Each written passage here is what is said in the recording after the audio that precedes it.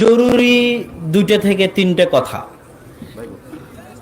এক নম্বর কথা, আল্লাহ সুবহানাহু তাআলার দয়া, রহমত, করুণা পাওয়া একটা মানুষের জীবনের সবচেয়ে বড় সফলতা। আর এই দয়া, করুণা, রহমত পাওয়ার কয়েকটা বড় উপায়।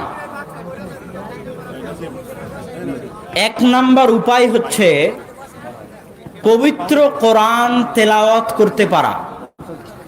যে মানুষের জীবনে পবিত্র কোরআন নাই, যে মানুষের সকাল কোরআন দিয়ে শুরু হয় না, কোরআন দিয়ে শেষ হয় না, সেই মানুষের জীবন আল্লাহর রহমত বঞ্চিত, আল্লাহর করুণা বঞ্চিত, আল্লাহর দয়া বঞ্চিত। যেই বাড়িতে কোরআন তেলাওয়াত হয় না, ওই বাড়ি আল্লাহর দয়া বঞ্চিত, আল্লাহর রহমত বঞ্চিত, আল্লাহর করুণা বঞ্চিত। কোরআন আল্লাহর রহমত, বরকত, দয়া পাওয়ার মাধ্যম।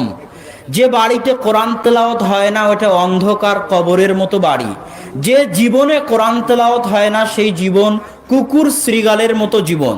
আল্লাহ যেন আমাদেরকে কোরআন তেলাওয়াত করার তৌফিক দান করে, আল্লাহুম্মা আমিন।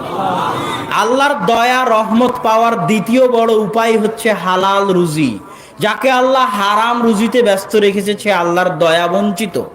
আল্লাহর রহমত, দয়া পাওয়ার তৃতীয় বড় উপায়, বা এটাই সবচেয়ে বড় উপায়, জামাতের সাথে সালাত আদায় করতে পারা, মসজিদের সাথে সম্পর্ক রাখতে পারা, মসজিদকে ভালোবাসতে পারা, মসজিদের সাথে টিকে থাকতে পারা, 5 ওয়াক্ত সালাত আদায় করতে পারা, আল্লাহকে স্মরণ করতে পারা, আল্লাহর জিকির করতে পারা 5 ওয়াক্ত সালাতে।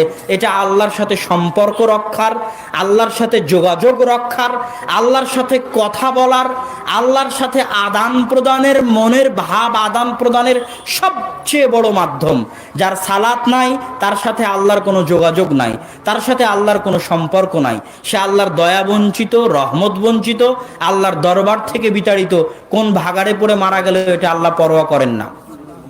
আর একটা মানুষ যে মিসকিন, রাস্তা দিয়ে হাঁটে, যার সমাজে কোনো দাম নাই, যাকে সমাজের মানুষ মূল্যায়ন করে না, যার কথা শোনা হয় না, যারকে দাম দেওয়া হয় না, যাকে অনুষ্ঠানে ডাকা হয় না, তার সাথে যদি আল্লাহর যোগাযোগ, আল্লাহ সুবহানাহু ওয়া তাআলার সম্পর্ক থাকে, আর ওই মানুষের সাথে যদি কেউ শত্রুতা করে, তো আল্লাহ তার সাথে শত্রুতা করবেন।